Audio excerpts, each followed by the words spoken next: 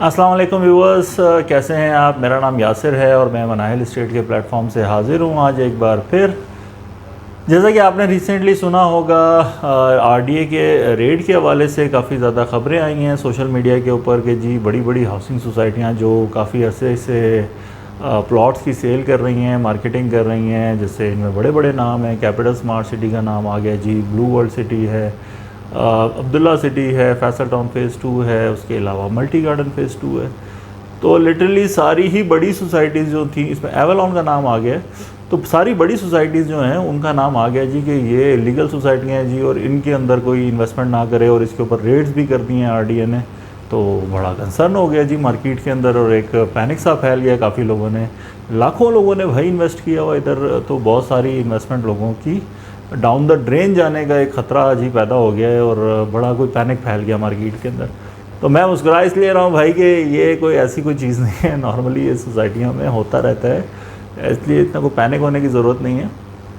ख़ास तौर पे इसमें दो सोसाइटियाँ जो हैं, ब्लू वर्ल्ड सिटी और अब्दुल्ला सिटी, यहाँ पे तो आई थिंक जो मुझे याद पड़ता है शायद कई मरतबा पहले सालों में ना, पिछले सालों में ब्लू वर्ल्ड सिटी तो बहुत ज़्यादा ही बदनाम है इस मामले में कि यार बड़े बड़े रेट पड़े हैं इधर, ठीक है ना, लेकिन हुआ कख भी नहीं है, तो वो काम उनका चल रहा है। तो ऐसा कोई इतना इशू कोई नहीं हुआ इनका। अब्दुल्ला सिटी का भी ऐसे ही है, पीछे भी रेट पड़ते रहे हैं इनको, लेकिन क्या फ़र्क पड़ा, भी काम कर रहे हैं, ऑफिस चल रहे हैं, ट्रांसफ़र्स हो रही हैं, सारे काम चल रहे हैं, डेवलपमेंट भी अपनी जो जितनी कैपेसिटी है खैर वो कर ही रहे हैं, लेकिन सारे काम नॉर्मली चल रहे हैं।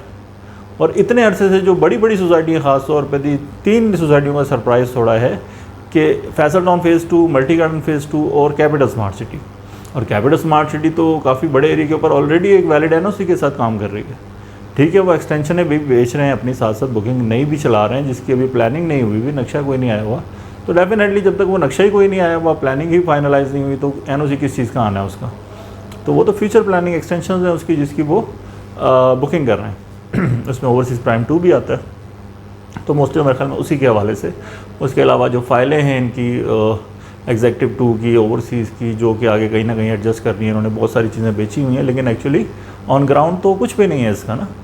तो यहाँ प्रॉब्लम है कि इनकी आरडीए की तरफ से, क्योंकि बेसिकली कानून ये होता है कि जब तक आपका एनओसी ना आ जाए तब तक आप ना उसको बेच सकते हैं फाइलें, ना उसकी डेवलपमेंट कर सकते हैं ऑन ग्राउंड। लेकिन कानूनी तौर पर तो होता है, लेकिन फ़िज़िकली प्रैक्टिकली मार्केट में ऐसा नहीं होता। यहाँ पर सबको पता है जिस तरीके से काम चल रहा होता है कि प्रोसेस जो लीगल है वो ऑलरेडी एक तरफ अलग चल रहा होता है, और मार्केट के अंदर जो काम है और फिज़िकल डेवलपमेंट जो हैं, तो ये सारी साथ साथ चल रही होती हैं।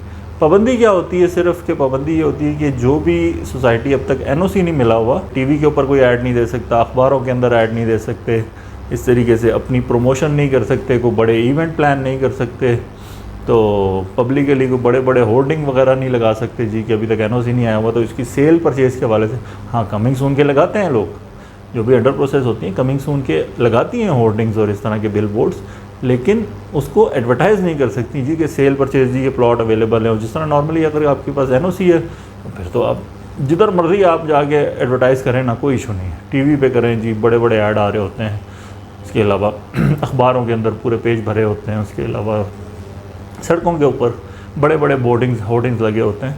तो ये सारी आपकी चल रही होती है, लेकिन जब तक एनओसी नहीं आता तो तब तक आपको ये काम नहीं करने होते। उसके अलावा जो सिस्टम जो यहाँ पर चलता है वो ये है कि जो मार्केट में मार्केटिंग कंपनियाँ काम कर रही हैं, इंक्लूडिंग आवरसेल्व्स, जैसे हम भी काम कर रहे हैं मार्केट में, तो हमें अप्रोच करती हैं हमारी जैसी डिफरेंट जो मार्केटिंग कंपनीज़ हैं, उनको अप्रोच करती हैं, उनको ऑफ़र करती हैं, उनको कोटास देती हैं, उनके ज़रिए इन्वेस्टमेंट करवाती हैं। जी हम ये लॉन्च कर रहे हैं, हमारा प्रोसेस ये है, ये ज़मीन है, ये सारा वो हमें इंट्रो देती हैं और सारी ब्रीफिंग दे के, और वो फिर प्री लॉन्च एक ऑफ़र देती हैं। वो ख़ास तौर पे इन्वेस्टर्स के लिए होती है, क्योंकि पहली प्राइस होती है सोसाइटी की। उस टाइम पे ये कमिटमेंट होती है जी कि जैसे ही हमारा ये क्लियर होती हैं मामलात और जैसे ही हम लॉन्चिंग के ऊपर जाते हैं, तो लॉन्चिंग के ऊपर ये फिर नया रेट निकालेंगे और वो काफ़ी महंगा होगा इससे जो प्री लॉन्च प्राइस है। तो इस टाइम पे जो भी इन्वेस्ट कर रहा है और इन्वेस्टमेंट जिसको हम करवा रहे हैं, तो उसको अच्छा बेनिफिट मिल जाएगा, एक अच्छा प्रॉफिट जनरेट हो जाएगा उसके लिए, क्योंकि लॉन्चिंग प्राइस ज़्यादा होगी, आपकी प्री लॉन्च प्राइस कम होती है, तो एक अच्छा प्रॉफिट भी जनरेट हो जाएगा। तो नॉर्मली मार्केट में यही प्रैक्टिस होती है, कोई भी सोसाइटी एनओसी से पहले आपका, लेकिन लैंड उनके पास होनी चाहिए। ये थोड़ा सा एक कंसर्न होता है कि यार लैंड होनी चाहिए, क्योंकि जब तक आपके पास लीगल स्टैम्प नहीं लगी हुई तो आपके पास ये भी कंफर्म नहीं होता कि ज़मीन है कितनी। एक्चुअली अगर आपने 1 लाख कनाल की बातें कर रहे हैं, आपके पास 100 कनाल भी है कि नहीं है ऑन ग्राउंड, तो ये बिल्कुल कंसर्न होता है। इसलिए आपको एक्चुअली उसका प्रोफाइल देखना पड़ता है, उसके डॉक्यूमेंट्स देखने पड़ते हैं, उनकी ऑन ग्राउंड फिजिकल प्रेजेंस देखनी पड़ती है कि कौन कौन से एरिया, क्योंकि ज़्यादातर सोसाइटियाँ जो हैं जहाँ उनकी ज़मीन होती है वहाँ पर अपनी बाउंड्री लगा लेती है, ये बिल्ले लगा लेती है जगह जगह, जहाँ पर अपनी बाउंड्री हदबंदी अपनी कर लेती हैं कि वो जो ये हमारी ज़मीन है, ठीक है, वो इसके ऊपर तो कोई पाबंदी नहीं। तो आप ज़मीन ऑन ग्राउंड जाके देख सकते हैं, अपनी सारी फिज़िकल मार्किंग उनकी होती है उस जगह के ऊपर। तो अगर ज़मीन आपके पास है तो फिर एक्चुअली इससे इतना बड़ा कंसर्न कोई नहीं होता, क्योंकि ज़मीन है तो फिर उसके बाद बाकी सारी चीज़ें, प्लानिंग और डॉक्यूमेंटेशन, ये सारा चीज़ें टाइम लेती हैं। तो उस टाइम पे ये प्री लॉन्च ऑफ़र शुरू हो जाती है। उसके बाद फिर आपकी सोशल मीडिया नॉर्मली यूज़ होता है, क्योंकि ये रेगुलेटेड उस तरीके से नहीं है, तो सोशल चैनल्स को इस्तेमाल किया जाता है, यूट्यूब को इस्तेमाल किया जाता है, अदर जो चैनल्स हैं डिफरेंट सोशल नेटवर्क के वो इस्तेमाल होते हैं एडवर्टीज़मेंट के लिए। उसके बाद वर्ड ऑफ माउथ है, व्हाट्सएप हैं, और डिफरेंट तरीके से जो भी आपका कम्युनिकेशन चैनल, जो भी आपके नॉर्मली प्राइवेट चैनल्स होते हैं वो भी इस्तेमाल होते हैं। इस तरीके से आपकी प्री लॉन्च बुकिंग्स चल रही होती हैं सोसाइटियों की। फिर क्या होता है जी कि जैसे जैसे टाइम के साथ साथ आपका फिर एलओपी मास्टर प्लान आपका रेडी होगा, फिर आपका एलओपी अप्रूव हो जाएगा। एलओपी अप्रूवल जैसे आएगा, ठीक है, एक जंप आता है सोसाइटी की प्राइस के अंदर, ठीक है, जंप आता है। उसके बाद फिर वो कोई एनओसी उसके बाद नॉर्मली इतना टाइम लेता नहीं है, तो उसके बाद एक इवेंट प्लान कर लेते हैं एनओसी के हवाले से। एनओसी आपका जैसे ही आएगा उस टाइम पे वो फिर बैलेटिंग इवेंट कर लेते हैं और प्लॉट को नंबर लगाना शुरू कर देते हैं। तो ये सारे प्रोसेस आपके नॉर्मली साल के अंदर अंदर हो जाते हैं, नॉर्मली साल लग जाता है। लेकिन अक्सर जो ख़ास तौर पे आरडीए का जो ट्रैक रिकॉर्ड है, तो यहाँ पर तो आप एक्सपेक्ट कर सकते हैं कि यार 2-2, 3-3 साल लग जाते हैं। काफ़ी ज़्यादा स्लो सिस्टम है यहाँ पर, कई डिपार्टमेंट से फ़ाइल क्योंकि होके आनी पड़ती है, लेकिन यहाँ पर नॉर्मली प्रोसीजर कोई इतना सीधा नहीं है। ऐसा नहीं है कि आपने अभी ज़मीन का आपकी सारी डॉक्यूमेंटेशन और सर्वेस कंप्लीट हो गए हैं और आपने अपनी तरफ से पूरा सर्वे करवा के और सारी फिजिबिलिटीज़ बना के उनको जमा करवा दी हैं तो वो भाई बड़ी जल्दी कोई अप्रूवल आ जाएंगे। इस तरीके से नहीं होगा, हर डिपार्टमेंट अपना टाइम लेगा, अपने मसले होंगे उनके, तो एक तरीके से फ़ाइल को मूव करवाने में बड़ा टाइम लग जाता है। तो कोई मलिक रियाज जैसा बंदा हो तो चलो फ़ाइलों को पहिए लगा लेता है, लेकिन नॉर्मली पहिए लगाना इतना कोई आसान काम नहीं है सिस्टम के अंदर ना, तो एक टाइम लग जाता है चीज़ों के अंदर। तो ये सिस्टम है जी। तो इस सिस्टम के अंदर फिर ये होता है कि जो बड़ी सोसाइटियाँ ख़ासतौर पर, जैसे मैंने पहले बताया कि जी Faisal town phase 2, multi garden phase 2 और कैपिटल स्मार्ट सिटी, जिनका एक बहुत बड़ा बैकग्राउंड है, पीछे सोसाइटियाँ चल रही हैं उनकी और सारे लीगल स्टेटस के साथ है, ऐसा कोई इशू नहीं है। तो इनका नाम आने का मतलब ये है कि जी कि ये फ़िलहाल एक फॉर्मेलिटी चल रही है कि जो भी आपकी जिनको एनओसी इशू नहीं हुआ उनके ऊपर अगर कार्रवाई हो रही है, फ़िलहाल उन्होंने किसी एक रिपोर्ट बनानी होगी कि जी हम कार्रवाइयाँ कर रहे हैं, कोई प्रेशर होगा इसके ऊपर, क्योंकि बहुत ज़्यादा चीज़ें कंप्लेनें भी आती रहती हैं, बड़े मसले होते हैं।